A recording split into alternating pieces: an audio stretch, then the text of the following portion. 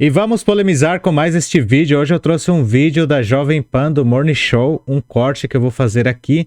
E queria saber da avaliação de vocês. Estavam falando sobre o caso Daniel Alves, que foi, abusou sexualmente de uma moça. E houve aqui uma fala de uma conservadora. E eu gostaria que vocês analisassem o que vocês acham sobre a fala dela, se ela tem razão ou não neste contexto. Eu acho que ela está fora de razão, apesar de que há muitas controvérsias, mas partindo do princípio da liberdade que os conservadores defendem, eu acredito que a fala dela está um pouquinho fora de contexto, no sentido em que ela queira, defender praticamente aquele agressor. Vamos ver? Bom, doutor, eu gostaria de me solidarizar com a senhora quando a senhora diz que está sendo atacada por exercer o seu trabalho. Eu lamento profundamente e não há como não saber que isso está muito relacionado ao fato de você ser mulher também, porque quando nós mulheres exercemos o nosso trabalho com tenacidade. Aqui só para explicar um pouquinho, foi uma doutora para falar a respeito, acho que é uma promotora, uma doutora para falar a respeito do caso Daniel Alves, como foi, ela é uma das pessoas que defende as mulheres aqui no Brasil. Ela faz com que haja mais denúncias sobre maus tratos a mulheres, essas coisas no sentido, e ela foi convidada para o programa e cada um fez a sua pergunta. E eu achei interessante essa pergunta, uma fala de uma mulher praticamente conservadora, partindo desse princípio que eu vou deixar vocês julgarem. A gente é bem mais atacada do que os homens, e que isso não te abale, né, no exercício aí da sua profissão. Mas, doutora, eu quero sair um pouco desse caso, né, e trazer um pouco para a realidade do Brasil, que nós vamos viver agora, nos próximos dias, o carnaval, né? E no carnaval, as pessoas, tradicionalmente, a maior parte, acaba bebendo muito. Mulheres, homens, bebem muito.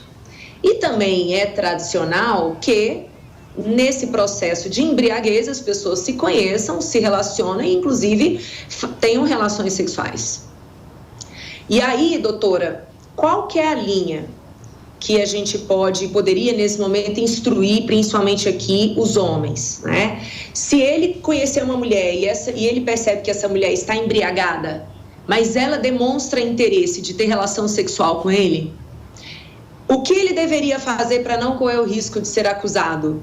Ele deveria, de jeito nenhum, ter relação com essa mulher? Ou a ele ainda cabe um espaço ali de subjetividade para avaliar o grau de alcoolismo que essa mulher tá, para que ele decida se ela tem condição de decidir se quer ter aquela relação sexual? Qual é o conselho que a gente pode dar agora para quem vai pular o carnaval? Perfeito.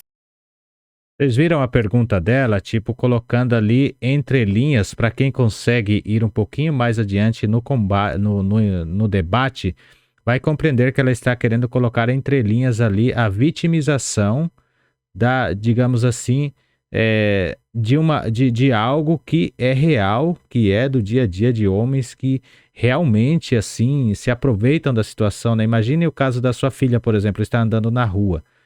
E vem uma pessoa e estupra, e sua filha é culpada porque ela estava com uma calça leg indo para a academia, ou porque ela estava com a calça mais curta, por isso ela merecia sofrer isso. Pensem nisso também, né?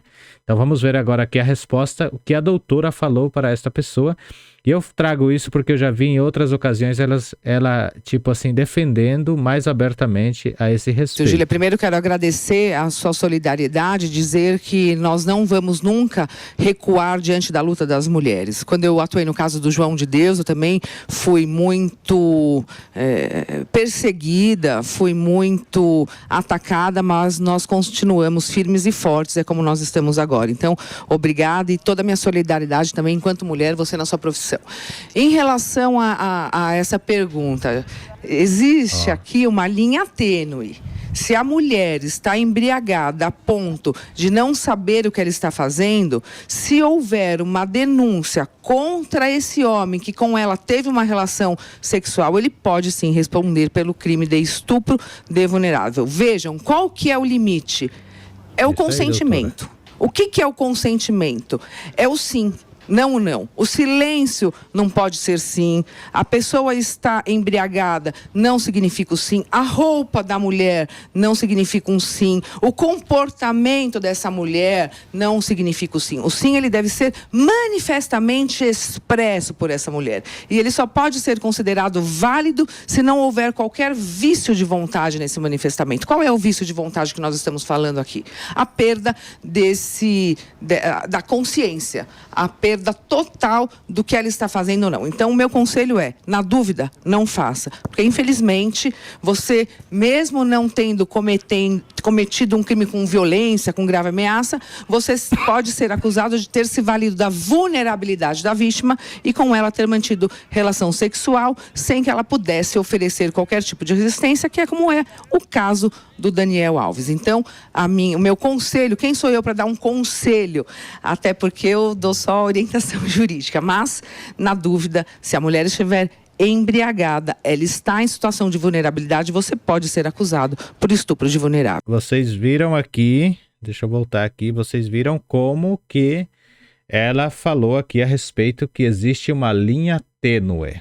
Para quem estuda aqui, tênue é algo bem frágil, né? Uma linha tênue ali, e uma linha bem fininha, que o tênue é algo assim que é bem delicado, vamos dizer que é algo muito delicado entre o sim e entre o silêncio. Por exemplo, o silêncio não significa sim, a forma que ela falou em que a pessoa se veste, que quer dizer a roupa, também não significa sim.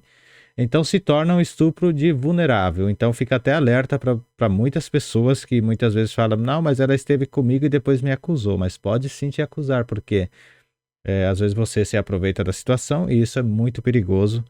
E por isso deve sempre prestar atenção naquilo. E outra, tipo assim, simplesmente sim o aproveitamento, né? Porque partindo do princípio do amor, né? Partindo do princípio de quem realmente quer ter uma relação de vida com alguém, não vai se valer desses princípios. As pessoas de bem, as pessoas conservadoras, as pessoas crentes, digamos, as pessoas crentes que eu digo no sentido de ter crenças no que é bom, no que é correto e no que é certo. Não vai se valer dessas situações que apenas são passageiras, digamos, né?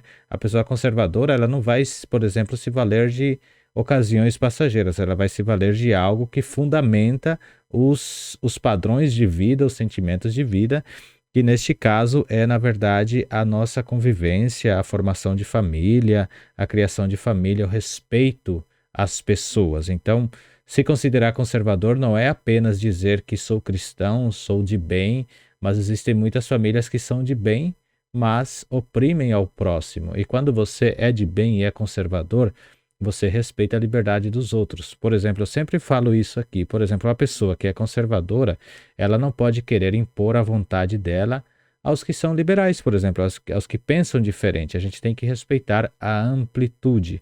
Como Deus mesmo fala na palavra dele, né? Existem diversidades de dons.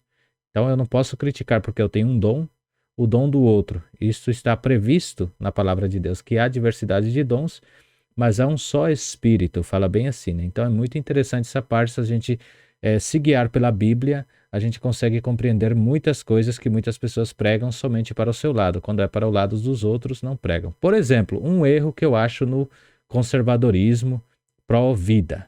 Eles defendem bandido ou bandido morto. Bandido é um estuprador, quem quer que seja. Mas quando o estuprador estupra a pessoa, eles defendem que quem foi estuprada, que quem foi vítima de um bandido, faça com que a vida seja prosseguida dentro do ventre da pessoa. E o bandido morre, mas aquele, tipo assim, a obra do bandido não pode ser morta, somente o bandido. Olha só a controvérsia, que fica também uma discussão.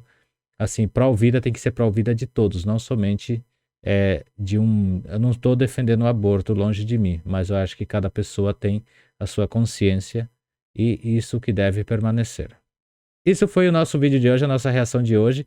Não se esqueçam de se inscrever no canal, nos apoiem neste canal e vamos cada vez mais trazendo mais polêmicas aqui. Gostaria muito de ver o que vocês acham sobre isso e a gente se vê no próximo vídeo.